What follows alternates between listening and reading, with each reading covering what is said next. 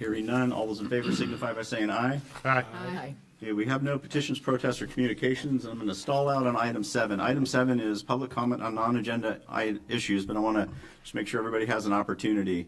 So item 9A will be a conversation about public parks and recreation rules. I believe some of you are in the room for that. So if you signed up under item 7 to speak about park fees and pool fees and those types of things, that's an agenda item. It'll be 9A. So if I get to you and that's what you meant to do, we'll delay it. You can have the opportunity to speak on 9A. Item 11A is a comprehensive plan periodic update, and under consideration is going to be a change in the process effectively for next year, and that'll get explained. We are not going to be discussing the comp plan amendments for 2025 tonight. Okay, that meeting comes up July 21st. So just to make sure everybody got signed up for the things that they wanted to. Okay, so we'll start with public comment on non-agenda items. I checked online. The only person online is actually here, so we'll start off with Adre. Sorry, I'm going to mess up the name. It's for pool and DEI. And so let me read the instructions real quick since we probably have some new. By the way, this is the first time we've had more people in the audience than pages in the agenda, so just saying. We only have 49 pages in the agenda. It's the shortest one I've ever seen. Okay, when you speak on a non-agenda item, your comments are limited to 3 minutes. Your time has not started yet. And it has to be on an item over which the city council has control, but which is not on the agenda. You may not identify yourself as a candidate for elective office, take any position on a ballot measure. Speakers speaking on non-agenda items may only address, again, the council on the items that you put on the registration form. State your name, whether you live in Ellensburg, Kittitas County, or elsewhere, whether you are representing yourself or others, and then state the topic, and that's when we start your time. Please don't engage in conduct that disrupts or disturbs or otherwise impedes the orderly conduct of the council meeting. And city council rules provide that no action will be taken by the city council at a meeting at which a subject is first introduced. So we will likely not respond to you, and we certainly won't discuss it. We may direct you to a staff member or something like that to get some more information, but that's all we'll do on the non-agenda items. And our total comment for non-agenda items is limited to 30 minutes unless we take a vote and decide to waive that. So we'll start off. Thank you. Lucky me. I'm Adria Bestacek-Dono from the county, and I'm representing myself. I've been listening to families on the internet and locally, and I hear them speak regarding opportunities to swim, and I look around the room, and I think we might be able to push forward in a new direction, but at the same time, I feel like outside of here, we've begun to fail our youth in our community. So I'm going to speak to the ladies' room at the city pool because I am a woman. That's what I can speak to. Here we are with CWU closing their pool, and our pool not being close to being capable to handle the increased capacity, much less able to accommodate our DEI rules and protect our children.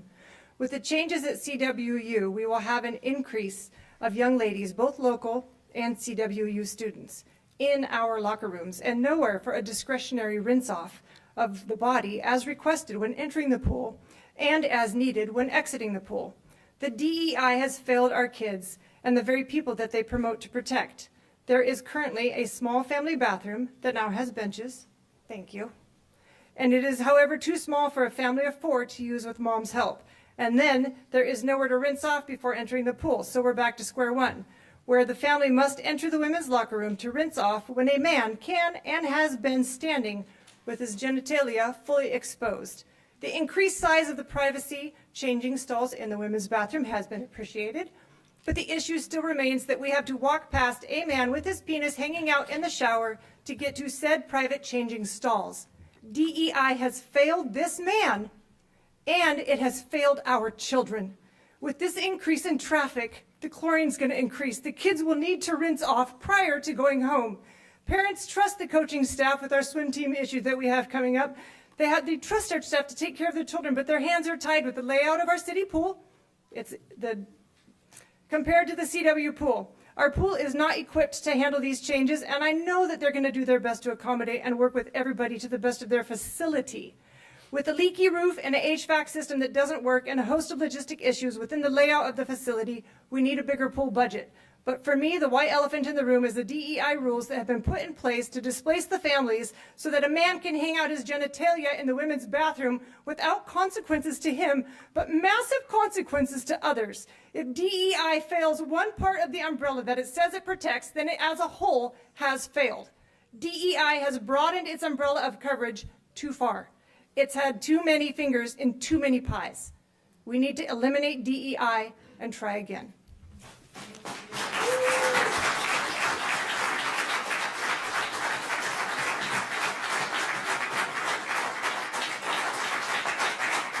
Okay, Jean Marie Lenhart.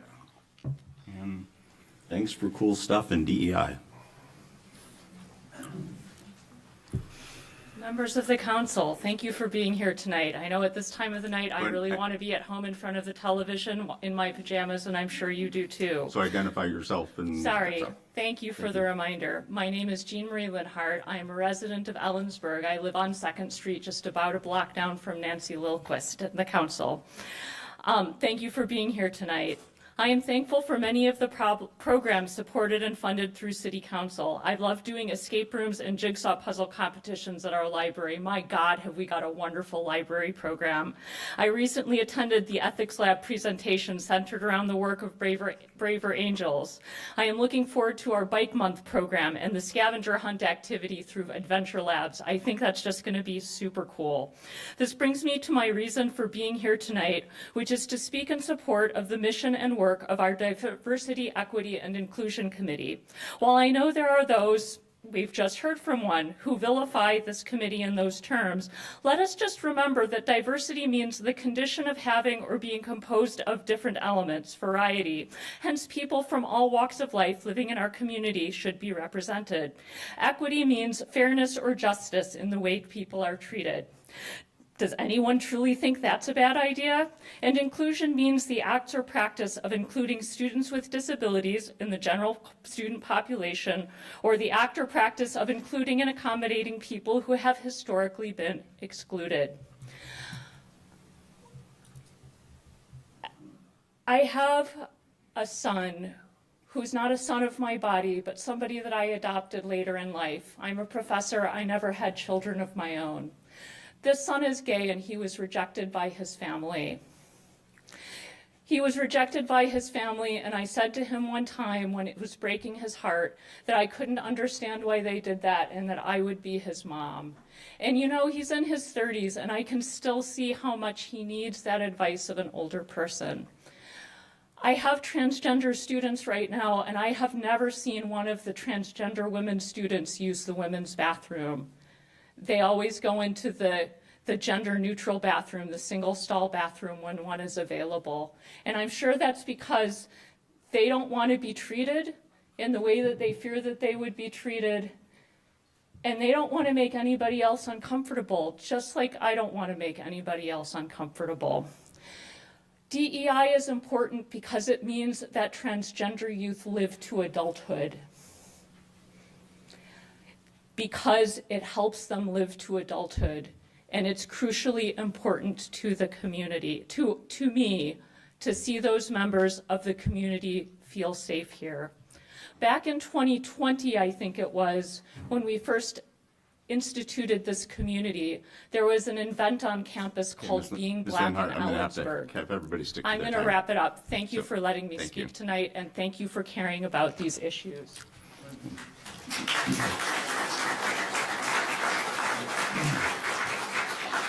Sorry if I don't get the first name right. Carol Cox, DEI. First name starts with a C. I can't, sorry.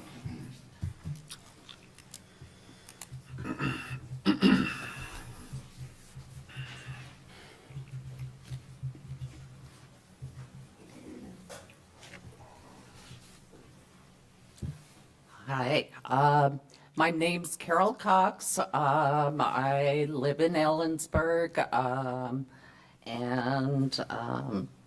What was the other thing I was supposed to say? You're fine. No, okay. I'm here to address the importance of diversity, equity, and inclusion.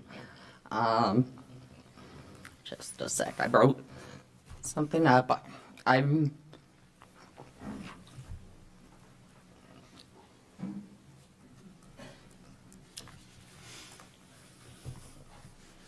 Okay.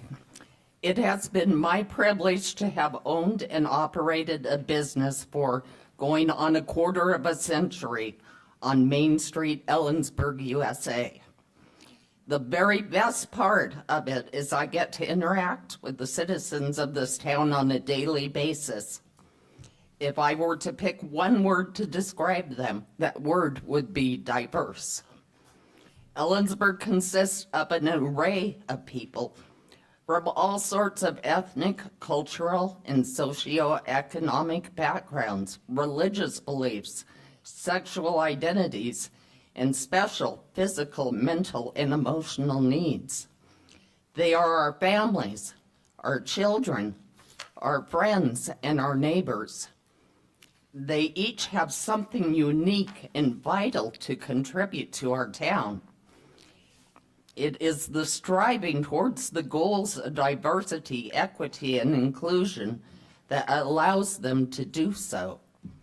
Diversity, equity, and inclusion is what makes Ellensburg something far more special than a town. It makes it a community. The DEI Commission fosters the growth of our community, giving it vitality and life. This is not just my personal observation. Over the years, I have had numerous conversations with tourists that come into my store, people who bring their money, I might add, which adds to the prosperity of Ellensburg. I have heard it said repeatedly by first-time visitors how they are pleasantly surprised by the character of Ellensburg, that it isn't just another small town, but rather embodies a cultural diversity and a sense of community and inclusiveness that many other towns our size lack. They let me know that because of this, they will definitely be returning. When I heard that there was a group of individuals trying to do away with the DEI Commission, I knew I had a civic obligation Ms. to Cox, come. Ms. Cox, I'm gonna have to stop you just so we get to as many people as we can. So thank you. Yeah, okay, thank you for letting me speak. Judy Coder for DEI.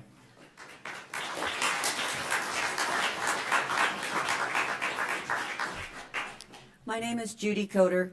I live in town, and I am speaking this evening in gratitude for the ongoing work of the city's DEI Commission.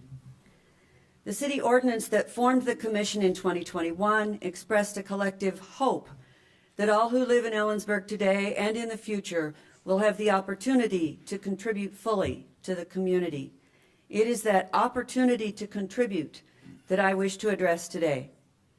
It appears that the DEI Commission is the only city entity that conducts listening tours, facilitating meaningful conversations with various populations, enhancing the Commission's understanding of local needs and aspirations. The DEI Commission works to assess and monitor the pulse of the community and use data to understand and guide programming. It holds a mirror to the community to provide awareness of DEI issues. Through the university and through the businesses that thrive here, this town is a lively and diverse collection of people. For example, we have an entire community here from Nepal. In a recent DEI Commission listening session, Nepalese American participants were able to share concerns and make requests, such as requests for an informational website, which cost the city next to nothing, connecting locals with resources and services they need. It also provided them a safe space to voice concerns over local encounters with bigotry and ignorance. Several of our neighbors navigate their days with mobility challenges. Some have profound hearing loss, some are partially sighted or blind. The inclusion element of DEI, along with the accessibility component of DEIA, remind all of us of the importance of providing equitable access to city services. The reason we govern ourselves at the local level is because it is at the local level that we can see most clearly the needs of our neighbors. The City Council has a total of 13 boards and commissions for different purposes. The DEI Commission is the only one specifically designed to meet people where they are, to facilitate open dialogue, to deal directly with the lived experience of the people who live here, to seek feedback, to ask, what have we missed? Who have we missed? And what can we do better? Thank you for asking. Thank you for the continuing work of Ellensburg's DEI Commission. Thank you.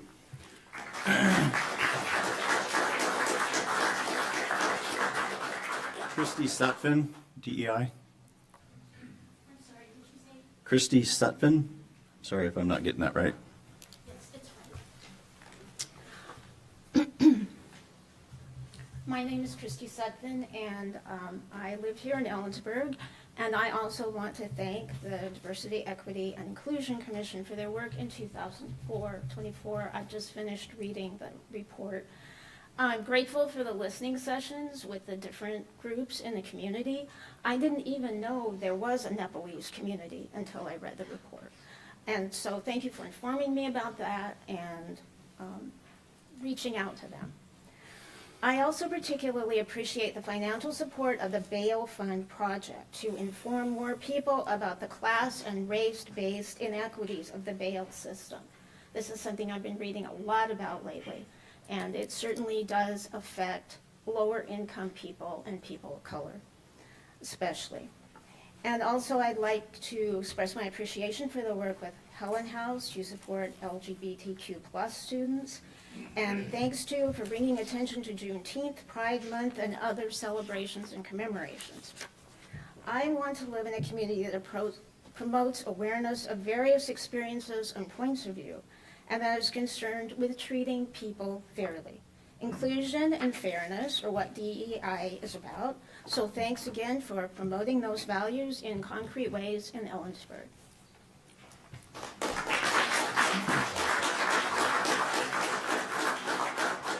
Charlie Sorensen and DEI.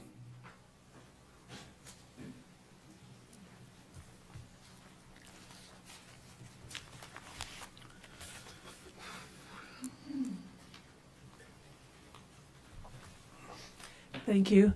My name is Charlie Sorensen. I live on Sage Hills Drive in Ellensburg. You're going to hear from both pro and con tonight on the worth of DEI Commission, but I would like to review what DEI stands for and what it is opposed to: diversity versus conformity, equity versus inequality, inclusion versus exclusion. DEI commissions and initiatives have gained traction not because they want to give unqualified and uneducated ideas or people a boost over qualified and educated, but because systemic racism blinds us to diversity, encourages inequality, and favors exclusion. There are barriers to inclusion and a history of exclusion and ongoing race and gender hierarchies still prevalent in our culture. Diversity and equity and inclusion are essential frameworks that promote fair treatment and full participation of all individuals, particularly those from historically underrepresented or marginalized groups. Diverse teams bring a variety of perspectives, leading to more creative and innovative solutions to challenges. Moreover, fostering an inclusive environment helps it in attracting and retaining top talent, as employees are more likely to stay in workplaces and in environments where they feel valued and respected. Embracing DEI is not just a moral imperative, but also a strategic advantage that can lead to enhanced innovation, employee and resident satisfaction, and success for the entire community. It signals to all residents that their opinion and ideas and they matter. So I urge you to keep your DEI commission in place. Thank you.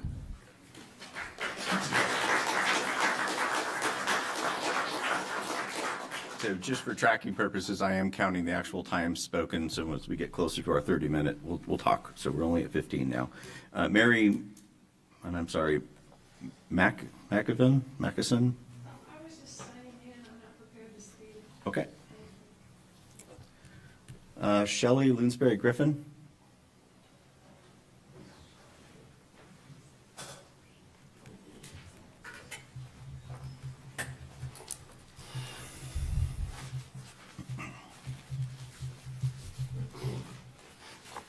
Hi, I'm Shelley Lansbury Griffin. I live off of the West Interchange, and I'm want to talk tonight about my support for the DEI Commission. There are people in our community who want to see themselves in others in our community. And there are people in our community where it's difficult to see themselves. And to be able to reach your full potential, you really need to have somebody that you can look to. You need to have mentors.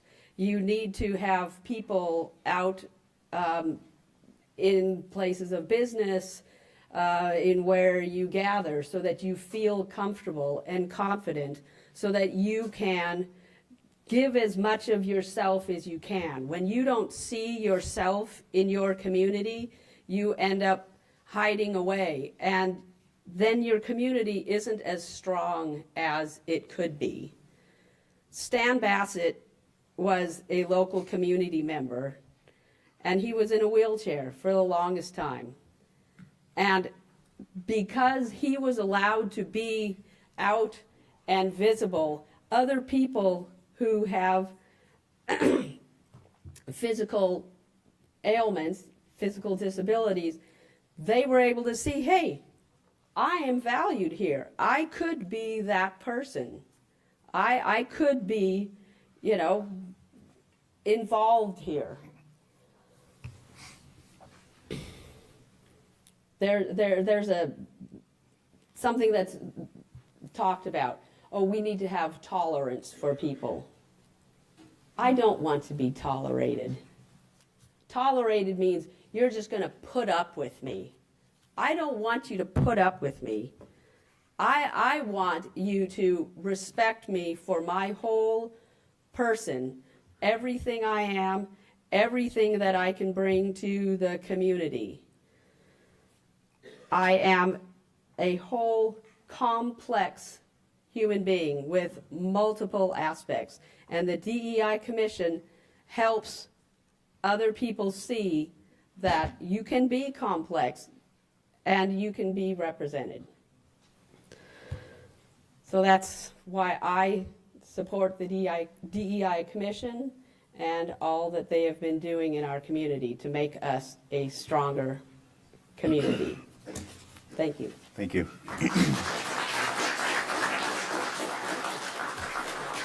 Change it up a little bit. Mr. Kelleher, Reed Park.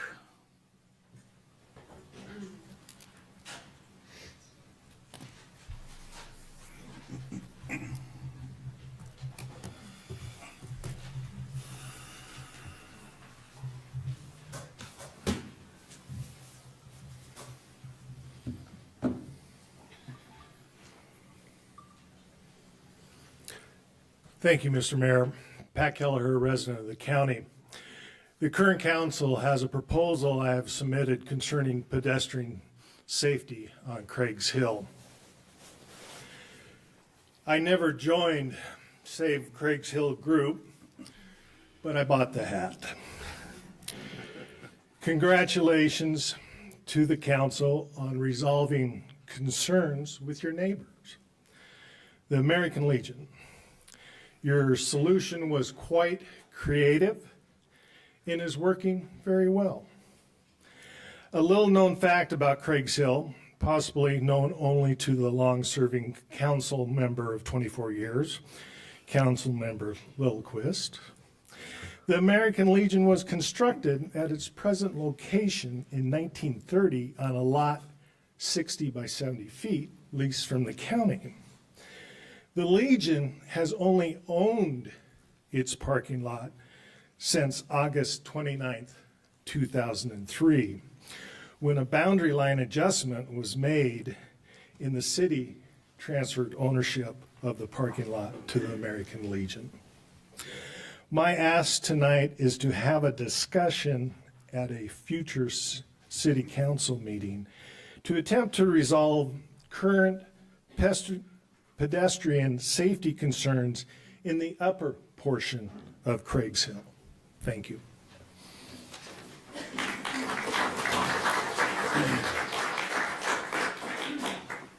Mariana Frager, DEI.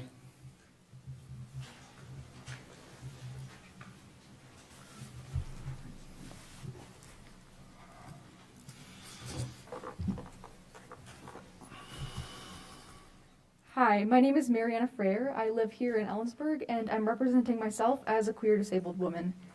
I just wanted to share my understanding of DEI as a whole, because when I first heard about the concept, I was actually pretty skeptical. So I get why people would want to get rid of the committee. It does sound kind of unfair if you're mostly hearing it from people who are intentionally or unintentionally misrepresenting its purpose. So I'm not an expert, but as a normal person like everyone else here, what I've learned is that DEI is there to make sure that people from all backgrounds are protected when planning things for the community or choosing qualified people for jobs. There are plenty of qualified individuals from all walks of life, but DEI makes it impossible for the people from marginalized identities to be ignored purely due to their identity. That can happen for a variety of reasons that are often pretty innocuous, such as completely unintentional biases, and there are also more systemic issues like communities affected by red line districts. Additionally, having a diverse group of people supported in your community is a huge asset in and of itself, because it allows people with many different perspectives and lived experiences to inform the decisions being made. On paper, a relatively homogeneous team may look just as capable as a diverse one with identical merits, but the diverse team will have a much more practical wealth of knowledge that can be applied to a much wider variety of circumstances. I also want to mention that DEI programs do not eliminate people's rights to express concerns about these kinds of things. We can and should work together as a community to make sure that everybody is made to feel safe and included. The Ellensburg DEI Commission exists to help me and the people I love. It's not here to fill a quota or put the needs of some people over others. It's here to make sure that the people who have earned the right to different opportunities are given that chance. And it strengthens the group we already have so that we can make this world better for everyone. Thank you.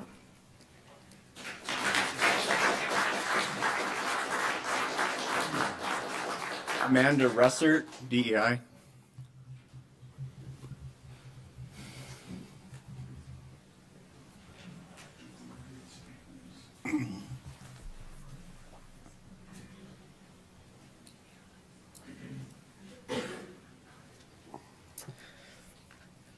Good evening, Mayor and council members. My name is Amanda Russer. I live here in Ellensburg, and I'm representing myself.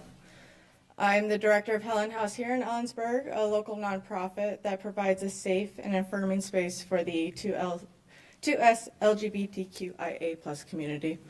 I'm speaking tonight in strong support of keeping the DEI Commission.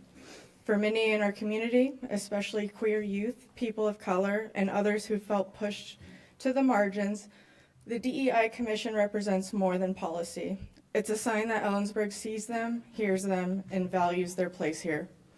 At Helen House, we witness every day how inclusion saves lives. We see people walk in feeling isolated and walk out feeling like they matter. Removing the DEI Commission sends a message that inclusion isn't important, and that message reaches those who are already struggling to feel safe. Ellensburg is better when everyone belongs. Let's not move backward. Thank you.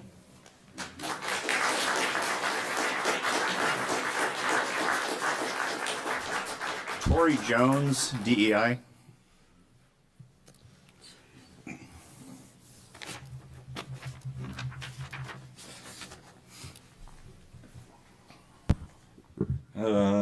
My name's Tori Jones. I live here in Ellensburg. I want this mic to be a little higher. So, I just found out about, I guess, people coming in to talk about DEI maybe like an hour ago, so I had no idea I was going to be here. But I guess it is important that I am here today, and I'm going to speak out in support of DEI as well as many of the other folks who have stepped up have.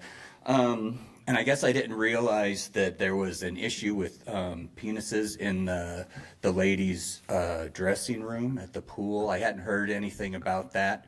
But I guess that's part of the topic of discussion today. I think DEI is important. I think that, that racism has and continues to be an issue. There's systemic racism, homophobia, transphobia, ableism are all still alive and well in America. And it seems really unfortunate that I would even have to get up here today because of the climate that we're in right now. I had felt perhaps we had made greater social progress, greater social strides than what I'm actually seeing. I thought we had made some progress. But in any event, I do think the DEI is important. And like the previous speaker mentioned, as far as people might not even realize they have a bias. But because of the biases of the past, DEI had to be established to ensure that everyone across the board had an equal and fair chance of being employed or whatever the case may be. But as far as penises in dressing rooms, I wonder about that. I don't think it's inherently harmful for a woman to see a penis. I grew up with a male and a female parent. I saw both penises and vaginas growing up, and I came out perfectly fine. Comments. So, and it goes into other areas. So say you have a father. I'm a father. I took my child to the pool many times growing up, right? My child happens to have male genitalia. But if I had a daughter, would I then not be allowed to bring my daughter into the changing room if her mother's not there to make sure that she gets showered? Would she not then see penises? I don't feel like that would damage her. And then, as a father, am I not allowed to take my child to the swimming pool? So,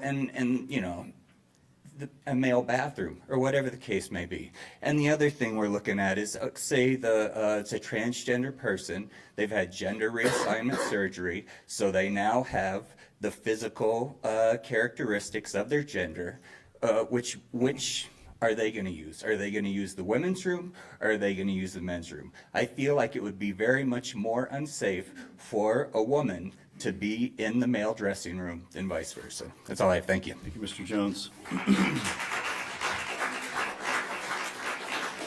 Okay, that's all we have signed up on the list. There's a few minutes left. Great.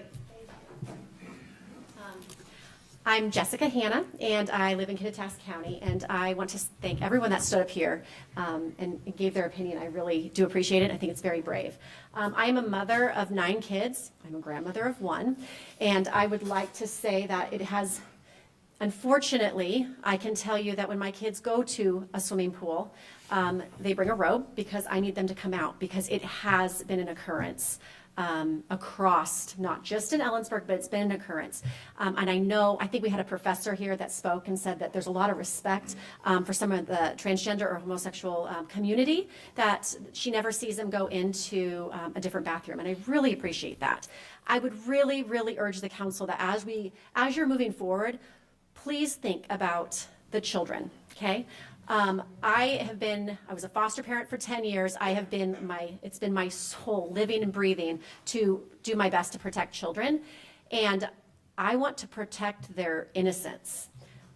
Children, they don't, you said, okay, you had children and you let them, and you would allow them to,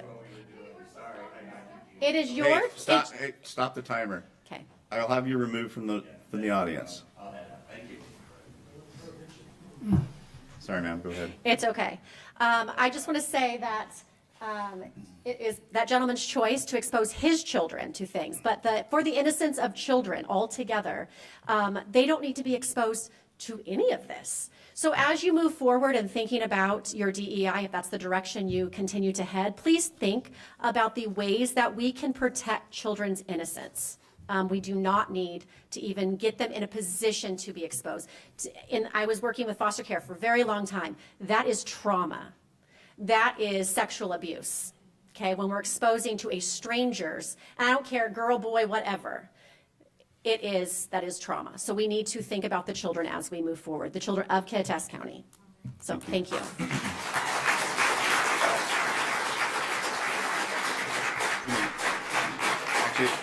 Actually, go ahead and take the 3. What's that? Take 3. I'll try to be not trying to be loquacious, but Mike Wallace, Ellensburg, represent myself. Number of issues with DEI I am very much against. Number one, DEI has a tendency to pick winners and losers, and it's not based upon immutable characteristics. It's based upon preferences, choices. Essentially, within one a significant vein of DEI, it is based upon where one receives one's carnal pleasure, let's just say, and we'll try to keep it G-rated. That really isn't the primary thing that makes a person a person. A person is someone who is created in God's image, someone who bears his image. He is their standard bearer of God. Now, not everybody believes that, and that's okay. But the difference is my view of people, I see them as image bearers of God, so therefore I would treat them as God would have me treat them, and that's with respect, kindness, love. Doesn't matter what they believe, doesn't matter what they act like, or what they prefer. It's simply a moral imperative that we treat one another with kindness, respect. The problem with DEI is it does the exact opposite in the name of that. What it does is it forces people to participate in what they believe to be an absolute lie. You cannot say that you are going to affirm someone if by affirming them you are doing so in contrary to your own conscience. If my conscience tells me that someone is not a thing that they profess to be, to affirm them in that is a lie. And you're asking the members of our community, you're asking little children who have to experience those things. I'm a father, my children are all grown. I'm so grateful that they grew up before all this nonsense started, and they don't have to experience that. I would suggest that perhaps rather than emphasizing the things that, when we talk about diversity, you're essentially emphasizing difference.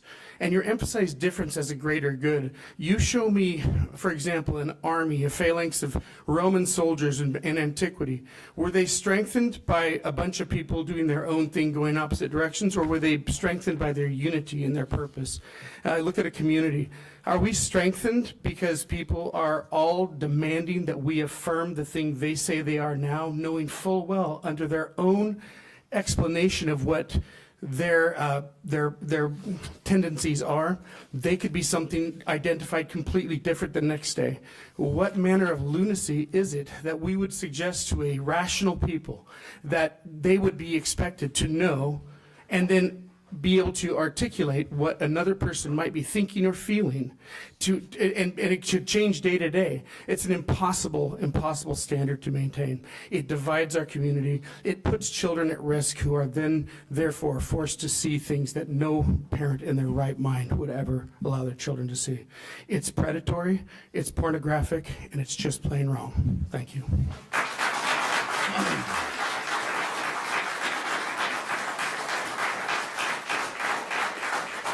Okay, we're at our 30-minute limit, so we have to take action if we're going to consider that. So I've never done this before. So council, I need a motion if you want to continue the conversation, and then we can discuss it. So motion first, no conversation, till we have the motion. I'll make the motion to continue the non-agenda comment period. For how long?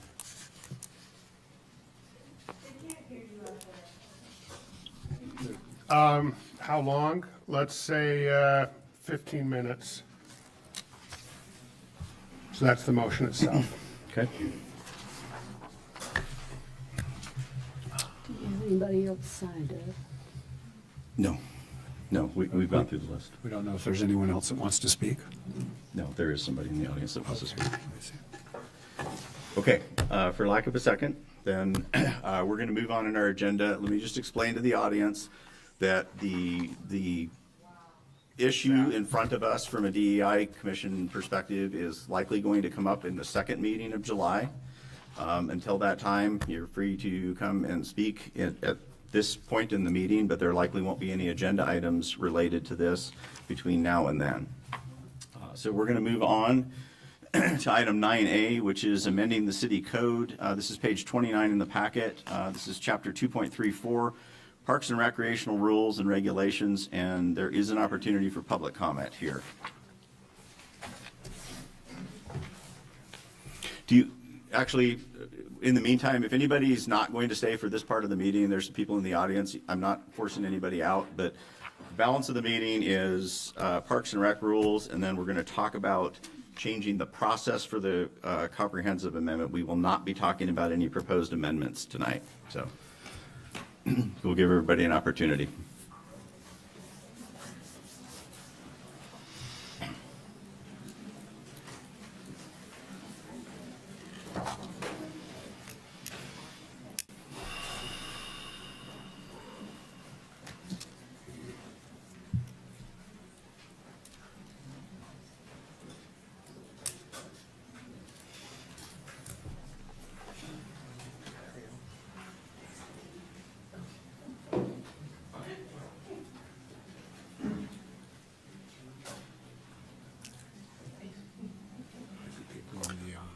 If anybody in the lobby wants to come in, there are a few chairs.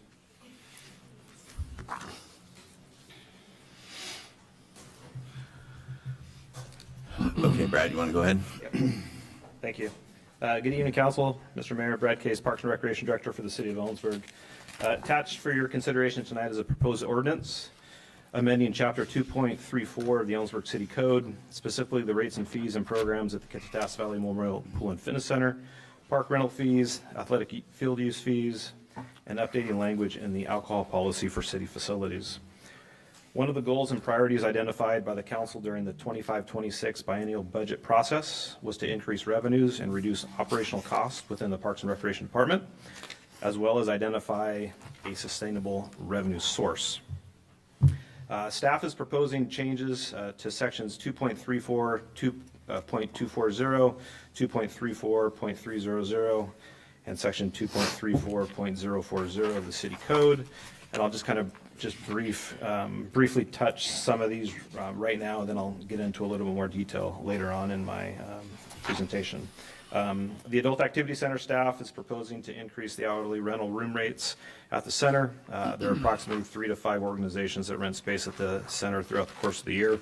The current fees have been in place since at least 1986. Sports activity fees, we're proposing an increase of what we charge per team for youth and adult sports. Right now, we're charging $20 per team for youth sports and $30 per team for adult sports, and we're looking to increase those to $30 and $50 respectively, or $30 and $60 respectively. And like the rental rates at the Adult Activity Center, those fees have been in place since at least 1986 as well. We're going to amend the park picnic shelter rental rates, the alcohol policy at city park facilities, and then the tournament and maintenance fees that we have. Staff's requesting that these be removed from the city code and published annually by the director, and to include the recovery and maintenance to support the tournaments that we host. For many years, field prep and maintenance was the responsibility of the park user groups and their volunteers. Under the system, there were many inconsistencies in terms of how the fields were maintained. There was uncertainty about the work the volunteers could do, as well as what the city would do. It requires that the user groups have all their own field maintenance equipment and supplies, and often leads to volunteer burnout. Bringing this work under the umbrella of the city has resulted in a higher quality fields, the ability to host tournaments, and a much better working relationship between the user groups and the city. And lastly, the fees at the Kittitas Valley Memorial Pool and Fitness Center. Staff is recommending adjustments between 10 and 30% to different fee categories at the pool. The last council discussion regarding fees took place back in December of 2017, when the council decided to spend the annual 5% increase at the pool. Since that time, the operating cost of the pool has increased by 42%. In 2024, 70% of the pool patrons use some other form to access the facility, or they use some form of a pass to access the facility. And under our current fee structure, the savings from using a pass versus the daily admission fee ranges between 24 and 27%. This is viewed as a generous cost-saving percentage and should be more in the 10 to 15% range. Under the proposed fees, pass holders will still experience a 14% savings compared to those that are paying the daily admission rate. And just a little bit of history about the pool. And it's been talked about this evening. It was constructed in 1979 with funding from the Recreation Conservation Office grant, as well as through a voted tax on city residents, which is the reason why we have in-city rates and out-of-city rates at the pool. In 2024, there were over 51,000 daily pool uses, an increase of 8% from 2023. And 1,178 swim lesson registrations, making it the most highly utilized recreation facility in our department. To support the popularity of the pool, the city has invested in the pool over the years, in addition to the daily operating expenses to run the pool. The pool is always on. I mean, we're always heating it, we're always cleaning it. There's always expenses taking place at the pool, even if the facility is empty. A few of the improvements that we've seen over the course of the existence of the pool has been a roof replacement back in the late 1990s, a full hot tub renovation in 2005, significant HVAC and mechanical upgrades in 2011, exterior building upgrades in 2016, sauna replacement in 2017 are among the significant repairs that have been taking place. The proposed fee changes that you're going to hear tonight were reviewed by the Parks and Recreation Commission at their meeting on March 12th, 2025, with a positive recommendation to move forward with the consideration and adoption. These proposed changes have a positive financial impact to the city. The pool alone, if we look at the 2024 numbers and proposed fees, the revenue would increase by over $21,000 in just the 10 visit and 3-month passes alone. So we'll just go through kind of each section of the ordinance and provide a little bit more detail behind why we came up with the recommendations that we have. So I think it's important to clarify under 2.34.240 fees and charges, under daily class, that reflects, the A, B, and C reflects the different types of users. So classification A is events that are co-sponsored or sponsored by the city of Ellensburg. Classification B are activities and meetings that are organized and promoted by nonprofit groups. And then classification C are basically events that are looking for financial gain. So the first one I want to touch on are the tournaments. We're proposing to add some maintenance fees, and on your dais this evening there was a breakout for the Rotary Park tournament fees and maintenance. And so what we've found over the course of the last few years, we now have, I think for 2025 we have over 13 tournaments come into town, and so we have developed a fee accordingly to recover those costs, because we're providing the maintenance and the operation for those tournaments to come. To give you an idea, we anticipate from these tournaments over $3 million into our local economy for this upcoming year. When you start looking at the number of teams that are coming and participating, we had a tournament back in early April. We had 54 teams participate in the tournament. 40 of those teams traveled over an hour to get to Ellensburg. And so you figure it's a weekend tournament. They're staying at least, probably 2 nights here in Ellensburg. If they're spending a couple $100 a day, you're looking at over $300,000 for that tournament to come to Ellensburg for our local economy. And we think it's really important for us to maintain a quality field for those teams to want to continue to come back to Ellensburg, because there's a lot of competition out there. We were able to look at some of our local cities to draw a comparison to what should be charged and what they're charging, and we found that our fees are in line very much so with Yakima, Sela, and East Wenatchee. And so we're looking to take those fees out of code. They change with staffing costs, with maintenance supplies. It's a constant kind of revolving door in terms of how much those services cost. And so looking to pull those out and then provide you with an annual report on what we're charging to conduct those. The people that run tournaments do it for a living. They're making money off of this. They charge between $700 and $800 per team to come to Ellensburg. So you do the math on it. It's a big business for them, and it's not a big business for us. We're looking to recover our costs, but the benefit really is into the community and going into a restaurant on a weekend and seeing kids decked out in their uniforms and staying in hotels. So the next one I want to talk about is the park picnic shelter rentals. We reserve shelters from June 5th to the end of September every year. Historically, we have charged based on the number of people expected at an event. So we've had four categories which we charge. In 2024, we had a total of 164 rentals.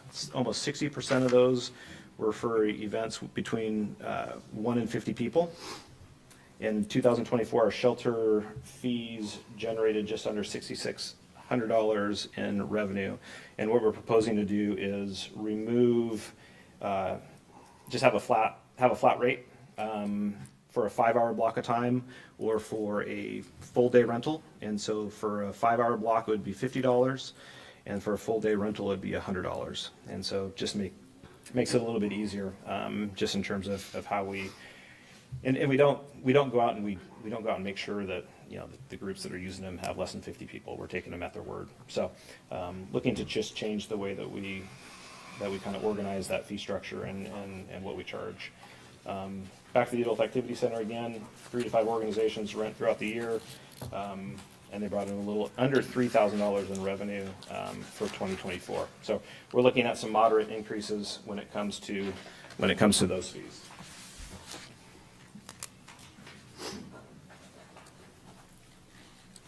When we're looking at the section related to alcohol policy for city facilities, what we're really trying to do there is clean up any language. There was references to Rotary Pavilion and changing those out to Unity Park. The only 2 facilities that we have in our community, in our city, that has the option to serve alcohol at events are the Adult Activity Center and down at Unity Park. And so this language cleans that up and brings it into current times with Unity Park and that Rotary Pavilion. The other thing that we did was we increased the insurance, the liquor liability policy.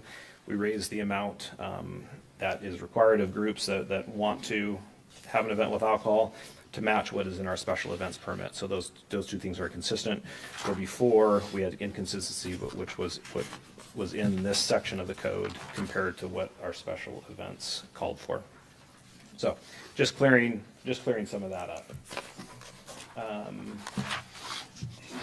And then lastly, the section on the pool fees. So again, up until 2017, our pool fees increased 5% every single year, effective January 1st of the year. And we had some rates that were kind of getting out of line and were a little bit disproportionately high. And so at the time, the council elected to freeze the rates as they were, not do any fee increases, and they've been that way since 2017. And like I said before, I mean, our expenses have increased significantly since that time. You know, I think we recover about 30% of what our expenditures are for the pool. Our operating budget's a little over $900,000. And in 2024, we recovered about $278,000 in revenue. So operates about a 70% subsidy on the general fund. So, so just looking at a way to kind of close those gaps. It's a little bit difficult. You know, what we try to do when we look at fees and setting fees is comparing them to other communities that have similar facilities. And with the pool, it's difficult to do that simply because there's not a whole lot of indoor recreation or indoor aquatic facilities in Central Washington that are pretty similar to ours. It's hard to compare us to the Yakima YMCA because of the features that they have in their brand new facility. And so we try to look at other facilities that are similar to Ellensburg, but we know that it's kind of a stretch to do that. But what we did look at was in Yakima, we looked at the Lions pool. That's a comparable pool. Keep in mind, Yakima has a population of over 97,000 people. We looked at East Wenatchee, and we looked at Pullman. And you know, East Wenatchee charges every person that walks through the door $8 to use their facility. Pullman charges their their youth and seniors $4 and their adults $7, and I'll get into a little bit about what we charge, but we're pretty comparable to those facilities. In 2024, 70% of all of our pool users use some form of pass, and by far our most popular pass with a 10-visit pass for seniors, veterans, and youth, as well as adults. In addition, we want to make the pool affordable. It's an important facility from a life safety standpoint and from a social and a health standpoint. We do have a partnership with the Kittitas Valley Healthcare to, they basically give free swim lessons to level 1 swimmers in our community. So we had 532 local youth participate in that free program, which is great because it's an expense that they don't have to bear. So, getting into the daily fees or the admission fees, we break our fees out in a lot of different categories. So we have daily admissions, we have 10 visit passes, we have annual passes, and we have a quarterly pass. And so, if you pay per day, you're going to be paying more than if you were to buy some type of pass. So, under our daily admission, we're proposing a 10% increase over what we currently charge.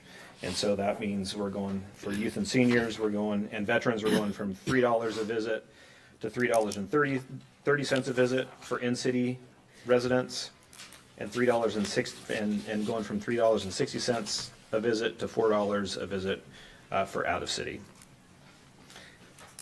For the 10 visit, and again, that's a 10% pass or 10% increase over what we're currently charging. For the 10 visit pass, we're going to increase that proposal is to increase that by 30%. And so for seniors, youth, and veterans, we're going to go from $21.90 to $28.50. Again, that's a 10 visit pass. That's in city, and then out of city from $27.40 to what we're currently charging to $35.60 out of city. And then those are the bulk of the people that use our facility are using those types of ways to get in the pool. We had in 2024 we had over 1,100 people. Over 1,100 passes sold, 10 visit passes, and close to 400, compared to close to 400 three-month passes. So the vast majority of the folks are looking to use it that way. In our annual passes, we're looking at a 30% increase. Our quarterly pass is the same way. Our family swims, right now we're charging $6.50 for a family to come swim. We're looking to move that up to $9.75 in city, and then out of city they pay $8.40 right now, and we're looking to increase that to $12.60. Our swim lessons are going to increase by 20%, and then our private rental rate, we're looking to increase that by 30%. So there are a lot of numbers, a lot of information, and nobody's happy about having rates increase. We see it across the board, but we feel like it's an appropriate time to look at our fees and come up with some type of increase that we hope people can still afford and use the facility, but still meet some of the goals that we're looking to accomplish through the budget process. So with that, I'd be happy to answer any questions that the council has. So questions only, then we'll do public comment, and then we'll have a discussion. Thank you. Oh, thanks for the report, Brad. I was just curious, I just want to make sure I'm tracking correctly. On page 33, down at the bottom, we talk about parks, grounds, fees. And am I understanding correctly that if someone was interested in renting Unity Park, it would be captured the same way that the grounds fees are with the shelters up above? I think we're handling Unity Park through the special event permit process. Okay, that was my question. Yeah. Do we have special we've rules for had Unity Park? situations like up at Reed Park where somebody wants to have a wedding. Mm-hmm. There's not a specific place to rent per se. There's Right. not a shelter. There's not it's just an open grass area. And so if somebody were to do that, they would be charged the same rates that they would be charged to use a rental, a shelter rental. Okay, so we won't publish a day rate, so to speak, for Unity Park. I could see a concert or something where you have several hundred people fit in there. Yep, which would be done through the special event permit process. So that isn't going to be Yes, does correct. not need to be factored Correct. into this. Okay, thank you. Yes. It seems like there are some fees which are in code and some that are not. Can you tell me why? Well, we have a variety of fees across our department. I mean, a lot of our daily activity fees are in code. I mean, our sports fees aren't in code. We're constantly changing and amending those. Those have been new fees that have come about. And so, there's a lot of inconsistency there, and I think the way that our department is operating now compared to when the fees were put into code and what should be included in code and what shouldn't be has changed a lot. And so, we want to be able to provide services, we want to be able to provide activities, and those things come in real time often. And the way that we do business is happening faster than oftentimes it's nothing even in code. So it's just, I could see, it would be, an option would be to look at taking these out of code and potentially looking into putting them into some type of resolution and not being tied to code changes to go through this, because it is our staffing, our the minimum wage changes, what we pay our people change, and so it's a constant evolving process, so to speak. Yeah, and I ask in part that on page 34, the item G says the Parks and Rec Director shall annually publish any changes to the rates and fees identified in this section. But if it's in code, you can't just change it. It has to come to the council. So I guess I would be in favor of taking this opportunity to review what's in code, what's not. I don't want to give the council's authority to say, yes, raise it or not. I mean, what those are, but because clearly there's public interest in how much we're charging for things. And so, but there is an opportunity here to review and make things more consistent. Any other questions of staff? Okay, we'll open up the floor to public testimony. 3 minutes, same rules, introduce yourself, speaking for yourself, that kind of stuff. So we are talking about the proposed ordinance that is in the packet that relates around parks and pool fees. Would anybody like to speak? Yes, sir.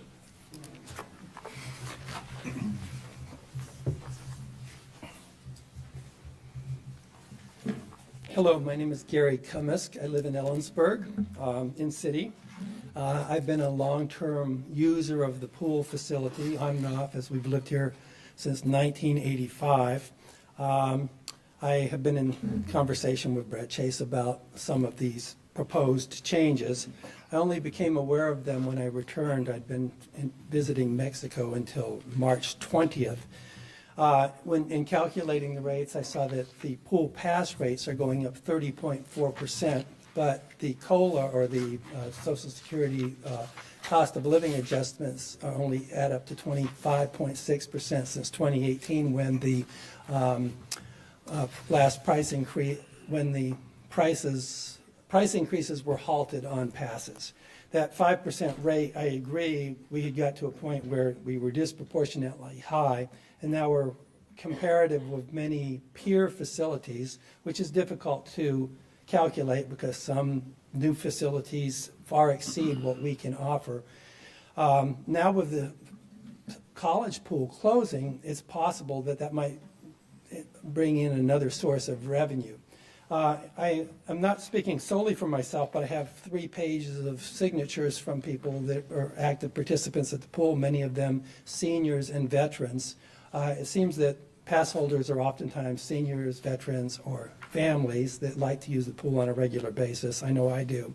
A 30.4% increase seems disproportionately high, where most people I have talked with do recognize that there is a need to generate some revenue, but they don't feel that that type of increase at a time when they're already financially strained by what's going on in terms of cost increases, they're uncomfortable with the 30.4% increase. That's the primary point that I wanted to address. I sent a letter to the full committee. I assume people got it. So I outlined the points there.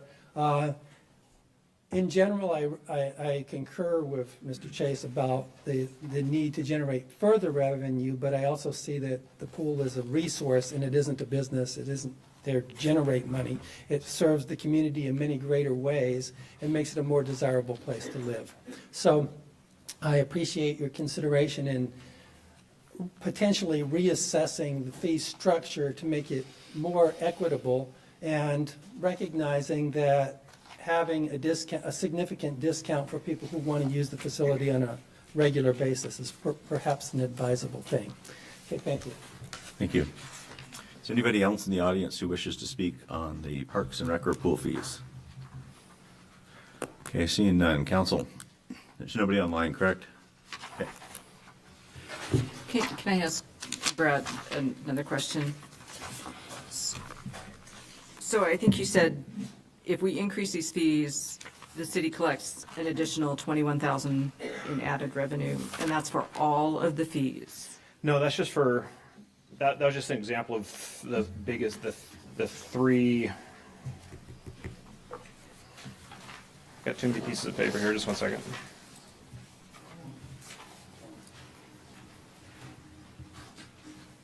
So at the pool, looking to increase,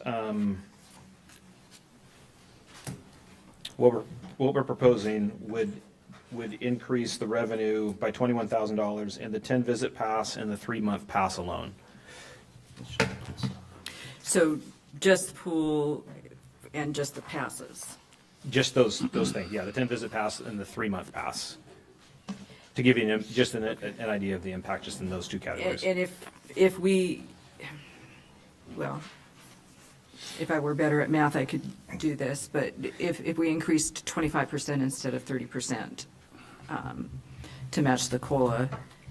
18,000, not 21. Okay, thank you. 18,000.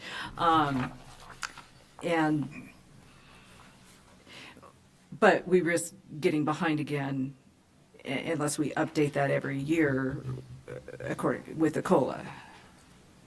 Potentially, yes, yep. Okay, thank you. I have a question. Yes. I was going to follow up on the, and I may have lost track of this, but the idea of publishing our rates through resolution annually versus having them in code. A lot of my clients, port districts, they routinely, first meeting of January, publish their rates and fees scheduled for the year. That's a fairly common practice, and I think it gives you the opportunity to update and monitor. So is that structurally a significant, I mean, it'd be a departure, but how challenging is that to, if we were interested in doing that as opposed to embedding this in the code? Well, I think we have some events that we just kind of come up with throughout the course of the year. So there would need to be language in there too that, you know, I think having the fees at the pool, picnic shelter rentals, those are, I guess, kind of more, almost more of a fixed rate than some of the other ones. And so identifying some of those ones that would be by resolution that could be included in there that you know you're not going to change. But I think that would be the way to go. But, you know, we want our staff to be able to come up with activities and programs throughout the course of the year that they may not have come January 1 in their mind. So we want to be able to have the flexibility to add those. Yeah, I would think you'd want flexibility, but I would argue that you don't get flexibility from code either. So I think we need, very much so. I mean, I could see it. I just think it's more cumbersome to have to go into code for periodic changes. And as we've seen, it's been 8 years since we last looked at this. So. Or 1986. Or longer, sure. Yeah, maybe as early as 1983. So didn't want to share that. But and I know when we've done cost of service analysis on utilities with a big, we're experiencing a big hit because we haven't kept up with keeping our costs in line with expenses. We've made some attempts to stagger the increases over time. Was that discussed at Parks and Rec? It or certainly staff? could be something that we do. When we went through the process of developing fees, Jody Hochter, our aquatic and recreation supervisor, she looked at 10%, 15%, 20%, and 30%, and just trying to figure out kind of what that, bringing that, like, especially with the passes, kind of bringing that value down to closer something to 15% savings compared to the daily admission fee is kind of where we landed. But, if the council wanted to look, at something shorter term and implementing something, then, that's something that we could certainly do as well. I wasn't necessarily thinking about the final calculation, just the ability to stagger it out over a period of time to sort of soften the blow, because it is a blow to users. Phase it. Phase it, yeah. I know that would diminish the near-term cash return. Yeah, we'll Okay. talk about options here in a second. Any other questions of staff? Okay, council.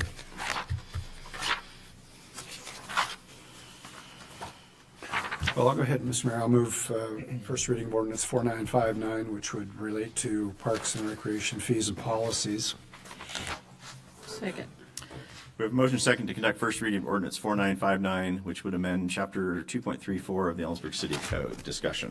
I would just say that I would, for second reading and adoption, I would be interested in getting some more information on the option of using a published rates and fee schedule, an annual update, rather than having everything embedded in code. So I just put that out there. Maybe I'm alone in that thinking. No, I would like to explore that option as well, and so I'm wondering, process-wise, if we pass first reading here and then decide to go a different direction, what's the implication? So if that's a question of staff, I'd It be is a happy to question answer for that. staff. Okay. And I would say the reason we didn't go that direction, that actually is a preference of staff. It's a fair amount of code work and drafting new legislation, so it typically wouldn't be something we would want to do for second reading, because it's a completely separate ordinance and resolution to produce. And so an alternative might be to come back at our next update with that model, which again would be preferred by staff. Okay. Well, if council was amenable to that, I can withdraw my motion. That's not what I heard. I heard the preference is to pass it in ordinance get the fees now, correct, and then and then- maybe in a year's time. So a two-step process. We would look Okay, at I see a that. resolution process. I see. Okay. I can live with that. So I guess, like alluding to things like utility fees, just again, understand utilities are enterprise fee funds, and we operate them significantly different than we do the Parks Department. The Parks Department is by no means ever going to pay for itself. Obviously, there are additional benefits. Pool is the most, single expensive investment that a city can make in terms of recreation, and there's no way they're going to return on that investment. So I think we need to accept that fact. There is a level of subsidy, and there's a level of subsidy for people who don't live inside the city and pay those taxes. The replacement bill for the pool conservatively is $35 million, and that's in today's dollars. So when the pool comes due, if you take 21,000 people, which is a little bit generous, it's $1,700 per person in the city of Ellensburg is going to have to pay for the replacement of that pool. It's probably going to be bonded over a 10 or 20-year period, so double or triple that number. So I think we just need to, recognize that this investment is significant, and not changing fees for, 38 years or 39 years in some cases is, we have to look at this, because the subsidy that's coming out of this is coming out of general fund, and this comes out of streets, it comes out of law enforcement, it comes out of libraries. I mean, this is a competition for resources, and we need to be, aware of that. I would like something that has a sliding scale that adjusts the, so that we don't have to, continually have this conversation year after year. So I'm in favor of a model that looks different than this. But we're behind by a lot, and the pool facility has garnered a lot of capital money and a lot of operational money over the time. I'd also like to point out that, the first person that jumps in the pool is $900,000 customer. The second person takes that in half, basically. So the more we use it, the less per use it is. And so it doesn't drive up the cost significantly to have, 500 people use it or 1,000 people use it. It's basically the same cost to run the pool. So I think we want the pool to get used, but I think we need to start warning the community. This is a massive investment if we're going to replace that facility, and it's not going to last very much longer. So. And my interest in a resolution would be a more frequent review. I agree for the future. Any further discussion on the motion on the table? Hearing none, all those in favor signify by saying aye. Aye. I too will vote aye, opposed. That motion passes.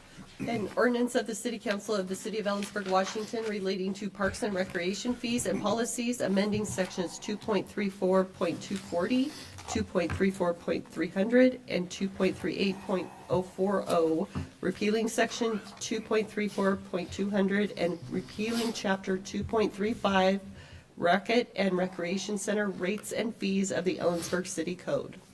So again, just for the audience, this will come back up in probably 2 weeks. So you'll have another opportunity. Item 11A, page 41. This is comprehensive plan periodic update and suspension of the 2026 annual update, which sounds more ominous than it is. I hope. Yep. Good evening, Mayor and Council. Dan Carlson, Community Development Director. This is a request to suspend that 2025 annual comp plan amendment process, or the 2026, off to a bad start, to suspend the 2026 annual comp plan amendment process. The comprehensive plan is a document for guiding how the community is going to grow. There are, just for background for this request, there are two types of updates under the Growth Management Act. There's a periodic update, which is it's one that's required by the state through, and the Growth Management Act. It's a robust review of our comp plan and an update to make sure that it reflects current population numbers, employment targets, changing state law, and changing priorities of the community. The periodic update will involve extensive public outreach and staff resources to complete. The deadline for completing that periodic update is June 30th of 2026. Staff is currently working on hiring a consultant to begin that periodic update process. The annual comp plan amendments are something different. They're an optional amendment that's allowed under the Growth Management Act. It's allowed to give jurisdictions a chance to update their comp plan in between periodic updates. It allows for consideration of the cumulative impacts of multiple proposals. Our code sets forward the process for that, and that includes a meeting in July where you'll be given the opportunity to consider the request that came in for the 2025 cycle. And that process has to be completed by December 31st per code. So there are really two reasons to request this suspension of the 26 amendment process. According to the Growth Management Act, the comp plan can only be changed one time per year. So we can't change it both in June of 2026 and December of 2026. And then also just, as I had stated before, it's going to take a lot of staff resources. It's a big update, so it's going to take a lot of resources to pull that update off. So that's the reason for the request. As far as the 2025 process, that would remain the same. We did receive, the code sets out a March 31st deadline for submittals from the public. We did receive 309 applications this year. They are all applications that are asking to amend the comp plan. The majority of those to effectively eliminate Chapter 9, the Diversity, Equity, Inclusion chapter.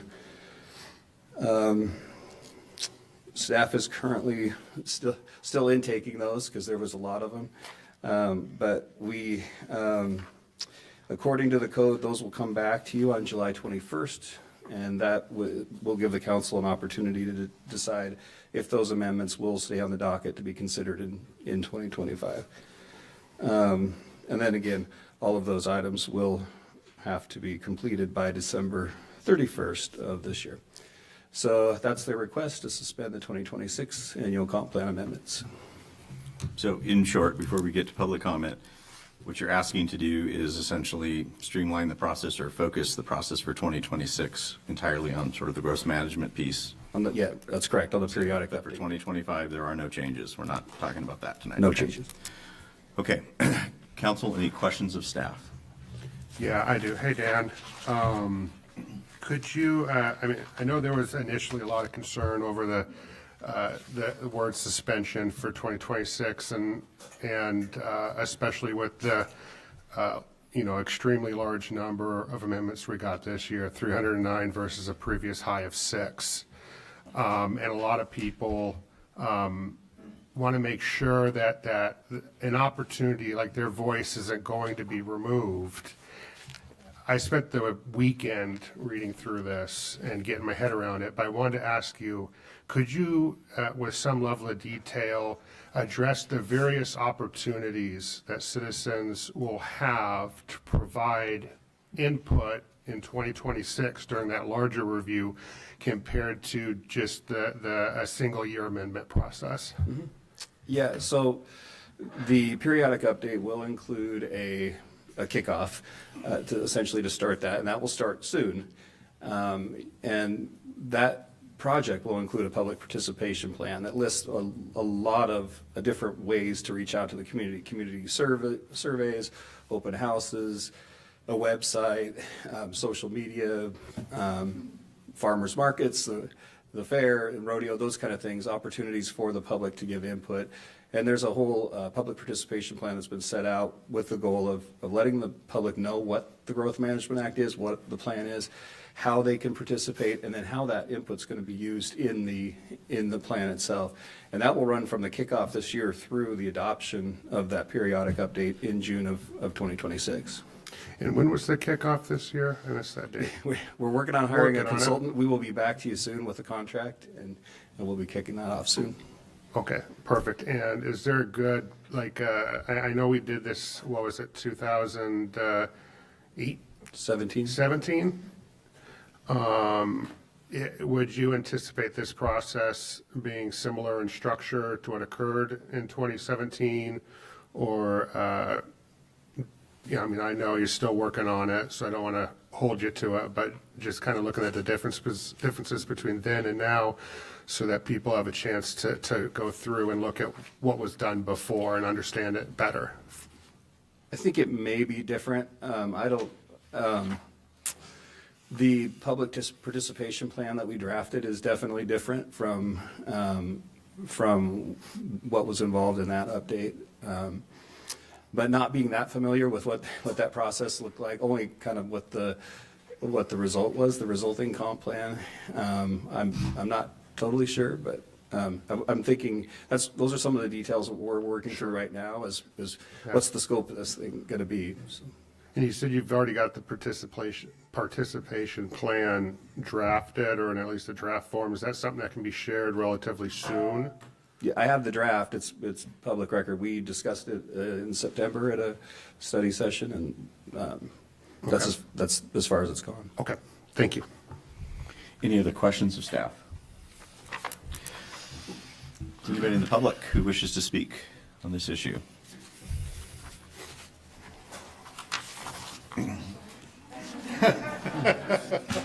Okay.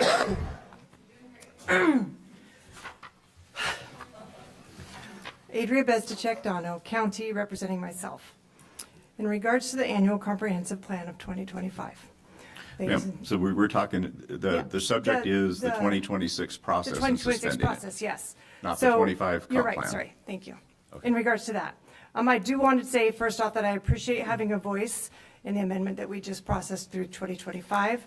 As of what just occurred recently, I am hesitant, sir, and to trust the process because all voices were not allowed to be heard earlier in our proceedings. So I am concerned.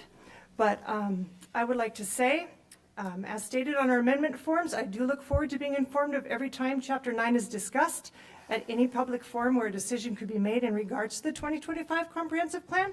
In regards to the periodic update of next year, I have a few questions that may have been touched upon, but I do want to reiterate to let you know that I do feel they're very important. How will citizens be contacted to participate? Will all surveys be posted on the city's websites? How will the city planning department ensure that a truly diverse and large number of community members do have their input? How much sway will commissions have versus how much sway taxpaying citizens carry? I look forward to having a voice on the periodic update next year. I look forward to reading the public participation plan. Thank you for your time on this, Dan. I do feel like it's very important for you to do this correctly. Have you hired a consultant to do this in the past? Thank you. Anybody else in the audience?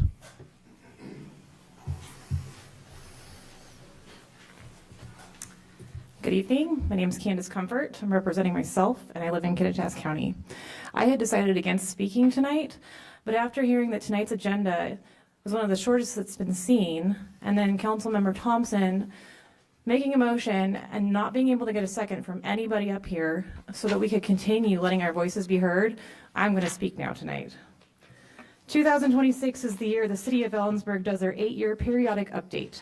I understand this is a great deal of work.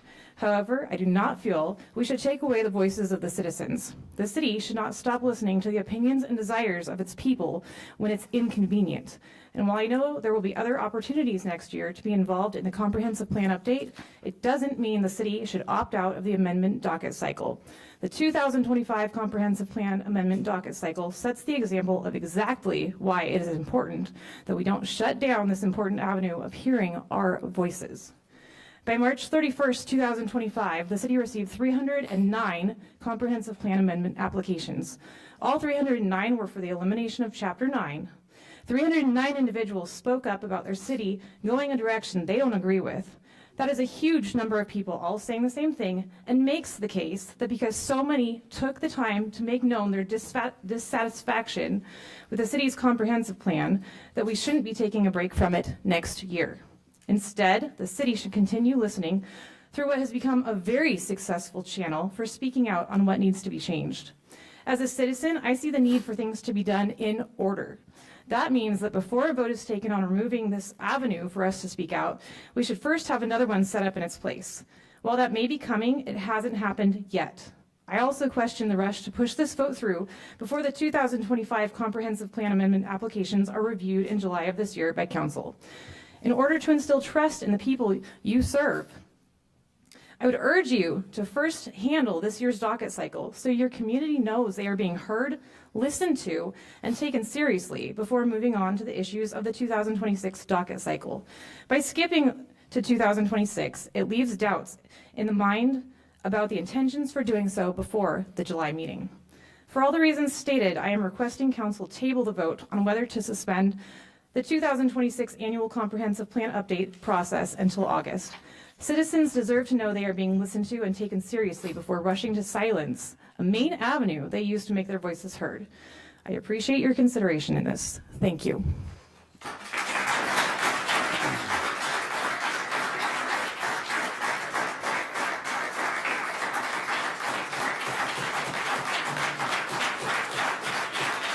Anybody else wish to speak? Okay, council.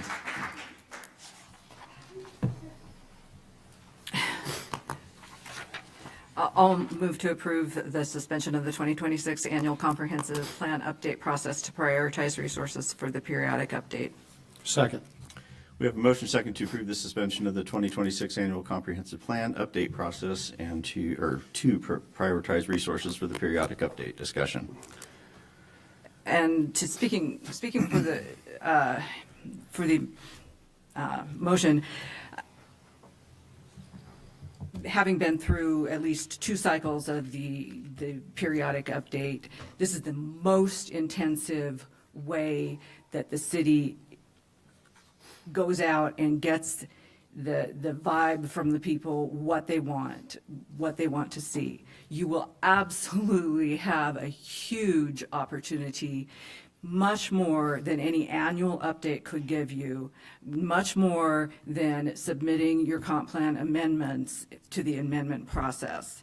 This is a big visioning process, and that's what you're going to see. And it will have the last one, we won awards for our public participation. We were out, not just surveys and open houses where you come to us. We were out to soccer fields. We were out asking people what they want to see in what they want this community to be. And so those are the kinds of questions you're going to hear, and you will have an opportunity. And to do that takes a lot of resources, and to have an annual comp plan amendment process on top of that, where it's a passive process. We sit back, you all decide what you want to amend. You're not rewriting the whole thing like we are in this periodic update. So this is the opportunity to do the big thing, and to have to do the little thing on top of that doesn't make sense. So just trying to frame it that way. The reason I did not second Josh's amendment was because we have what we were heard tonight in public comment will be on our agenda in July. There's a lot of meetings between now and July that I think a lot of people are going to use the public comment period to say similar things, address this issue. So there's lots of time between now and July for your voices to be heard. Well said. I would agree. And I think the inescapable fact is, as Dan outlined, we're up against state deadlines, and the comprehensive plan update process, that we need to maintain those deadlines. So trying to go through a process duplicating that doesn't really work, and I think Dan explained that. So, and I think it was very well said that the most robust discussion around any major amendment to the comp plan will happen during the periodic review. So I think everyone will have an opportunity to be heard. All right, I'll jump in. I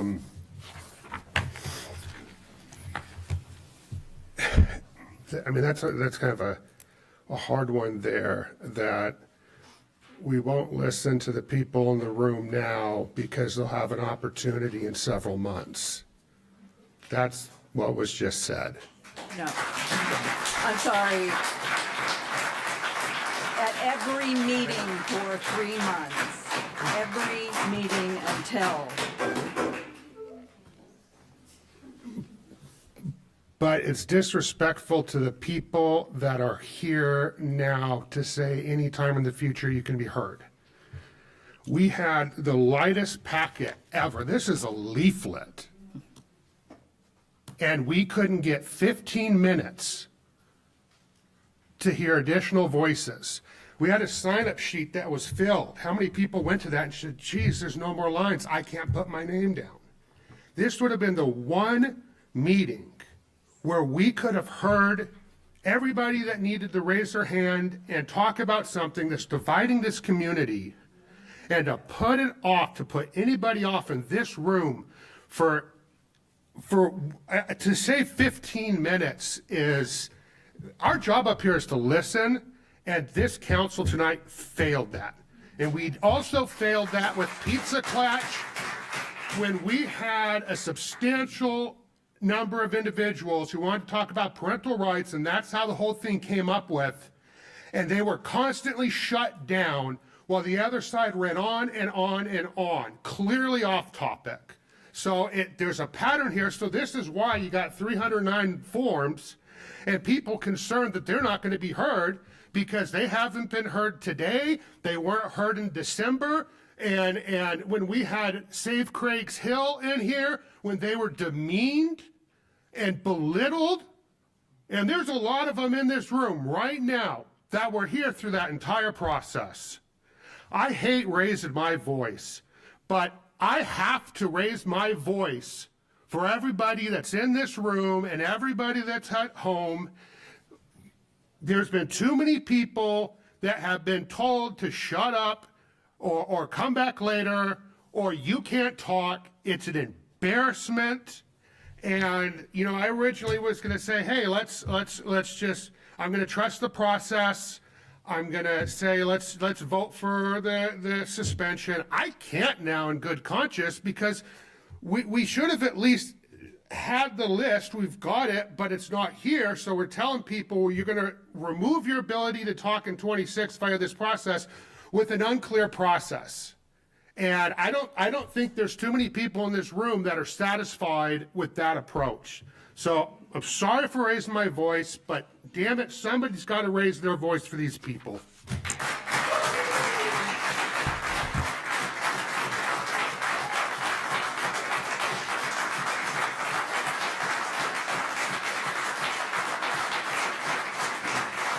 Any further discussion?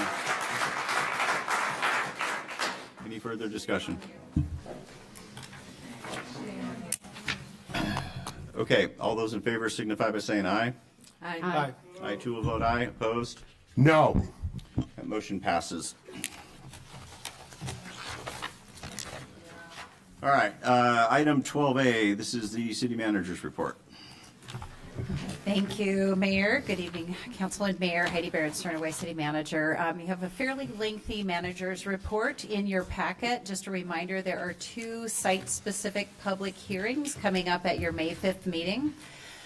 Also, a request of interest to potentially participate in the Washington Collaborative Elected Leaders Institute. The Association of Washington Cities is hosting that in partnership with the Ruckelshaus House Center and the UW Evans School. There are spaces left, and if we had a couple of council members that are interested, it is a 5 to 6 month commitment. It's once a month. Several of those are remote. We'd be happy to sign folks up. You do have some training dollars in your budget if there's interest in doing that. In the packet is also there are flyers for 2 events that are going to be happening on April 26th. One of those is a city-sponsored event, and that is the Recycling Day, and that's going to be held at the parking lot just south of the Hell Home Center, and that is from 10 to 1. In addition, the Health Network, in conjunction with a number of other partners, are doing the same day a medication and take back and paper shred day, a way to, again, get personal information in safekeeping and shredded, and also getting medication off the street. So a public safety element to both of those. And that's also being held at, actually on Mountain View Avenue. And again, we do have a flyer in your packet. We have a couple of surveys that are going on right now, a number of board and commission openings too. We're accepting applications, and all of those are available on the city website or stopping into the manager's office. We have a paper copy now. Next Coffee with Council is scheduled for May 31st, and that's going to be in conjunction with the Bike Month event at Unity Park. And just a reminder that your next, your joint meeting with the Board of County Commissioners is actually scheduled for May 8th. We did a preliminary agenda setting today. And one of the requests that staff have is for you to actually cancel your regularly scheduled study session for your meeting on May 5th, because you will have that extra meeting that week. And one of the items would be moved to that date. Can I get a motion for that, please? So moved. Second. We have a motion second to cancel the scheduled study session for May 5th at 6 o'clock p.m. Any discussion?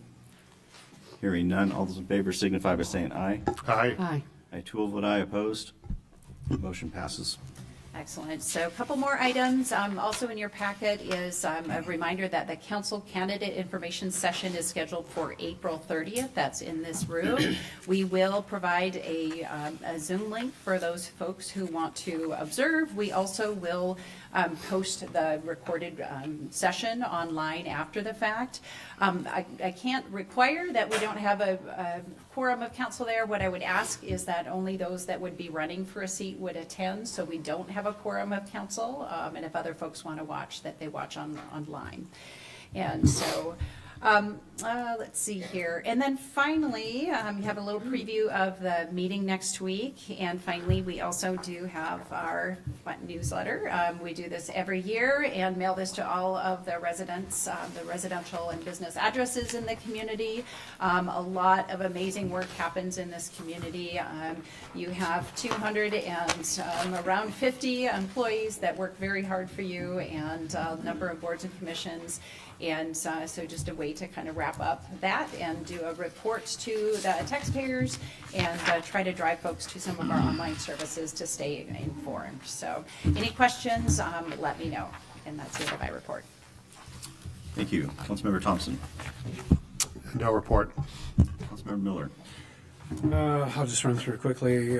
Arts Commission, Planning Commission, Public Transit Advisory Commission meetings. On PTAC, obviously, we're having conversations about the financial picture, the ballot measure that's going to be discussed later, and then also beginnings of discussions on sort of expanding the purview of the committee to extend beyond transit to also include transportation, streets, that kind of thing, because the city does not have a citizen committee on streets, so to speak. So that's staff is working on portions of that. And then I would, at a prior meeting, I was granted an excused absence for June 21st, and I see that I got the wrong date, so I'll rescind that. I don't probably need to, but I'll be here. So that's all. Member Lillquist. I attended an airport advisory committee. The Environmental Commission and Utility Advisory Committee are also looking at restructuring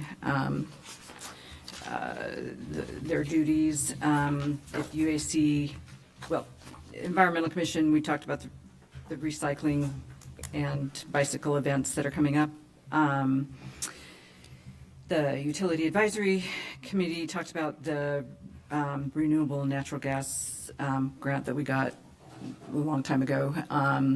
And the advice is to not move forward with that. I attended Family Poetry Night and was honored to be Miss Manners, which stretched my acting abilities. But it was a lot of fun.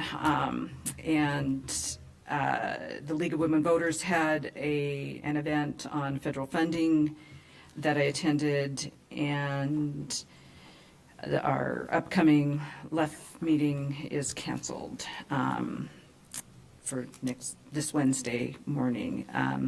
I need to request an excused absence for May 19th. So moved. Second. Motion second for excused absence for Councilmember Lillquist for May 19th. Any discussion? Hearing none, all those in favor signify by saying aye. Aye. Aye. I too will vote aye. Opposed? Motion passes. Thank you. And I just wanted to address one, looking at comments about the economic development survey. There was some concerns about the Winco project. And I just want to just kind of, the accusation was the city council's not taking care of the people. It's allowing this big project that is going to cause more truck traffic. And the city sets the table. It doesn't decide who comes and who doesn't. So we can establish codes to say what's allowed where, but then that's it. We can't just say when someone applies for a permit to build something, but no, we don't want you. We didn't mean you. We mean someone else. We have to, it's illegal for us to interfere after we've set the codes. So I just want to make that clear, and we don't provide incentives for one company versus another company. You don't want your government picking winners and losers when it comes to economic development. So we can it's during that comp plan and during our code that's where we can decide how big a building is, where a building can go. But we can't say, but not this company, not that company. So, and all of the traffic, there's codes that say, that analyze all of that and ask the developer to pay for the impact instead of the citizens. So I just want to, I guess, clarify what role City Council has in economic development, and it's not going after certain companies and saying, come to Ellensburg. We really don't do that. So anyway, thanks. Nancy, good luck. I have no report. So I attended one of the listening sessions, and I will have some feedback for the DEI Commission. That was at CWU. Did meet with the county today to set the agenda for the county joint session on May 8th. 5 primary items. You guys should have seen that in your email. Did go to COG. The focus right now is on a federal lobbying contract and bylaws, and I'm going to sort of reiterate that one of our primary initiatives was to sort of turn COG into what it was actually incorporated as, which is a regional planning council. So I will try to further that message. Went to the State of the County address in Upper Kittitas County, and that was very well received. Appreciate the chamber for putting that on. And finally, the transit vote. I believe we requested at the last meeting, and I was one of the affirmative votes, so I think I have the right to bring the issue back. The vote that we took was to have staff prepare a resolution that would place a 0.3% sales tax. That's a 10-year tax that most communities use for roads, and to put that on the ballot, with 1/10 potentially being a roads tax and 2/10 being a transit tax, effectively renewing the 2/10%. I would like options. I don't want to put a tax increase on the ballot. I'm okay putting a renewal on the ballot, but I want it to be the right renewal. I want it to fit into the category it's supposed to, which is the other section. And then that would give people an opportunity to look at our street funding as a separate issue. I don't like mixing the issues to get people to vote for it. So I'm asking for process here. What do I do? I've expressed my concern. You actually request that we bring that back at a future meeting for council consideration. So I'm requesting that come back at the next meeting if possible, because I know we're on a timeline. So Bring back, I want options. revisit the decision that we made. I want to relook at those options. I'm okay putting something on the ballot, but I don't like the way we did it. So, I'll second that. yeah, it's all good. It's going to happen anyway. But Okay. I'll third it then. Okay. If there's nothing else, we're adjourned. Oh. Oh, I do believe you need to vote on that, so. Oh, I'm sorry. Second. I was right. I've been paying I could just do it independently. All right. That was Second. Yeah, that's second. Okay, is there any discussion on this? No. So do you need a specific motion? Because I kind of rambled. I think we got it, and the idea was to bring it back to I council. want options. Okay. So no discussion. I guess this is something we should take public comment on. Okay. All those in favor signify by saying aye. Aye. I too will vote aye. Opposed? Thank you. Now we're adjourned.